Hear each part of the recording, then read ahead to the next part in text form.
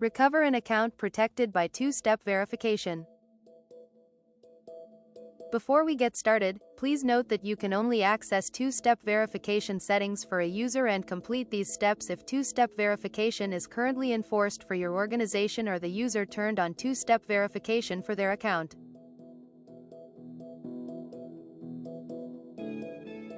Sign in to your Google Admin Console and go to Menu, Directory, Users.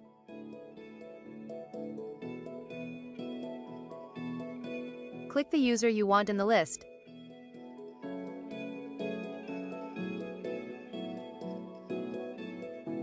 You see summary information about that user.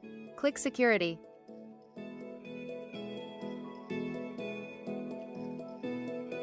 Click Two-Step Verification.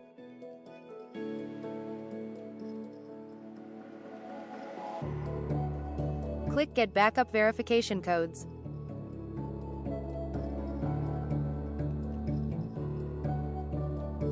Copy one of the backup verification codes.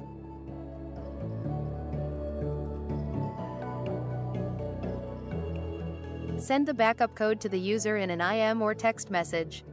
The user can sign in to their account using a password and the backup code.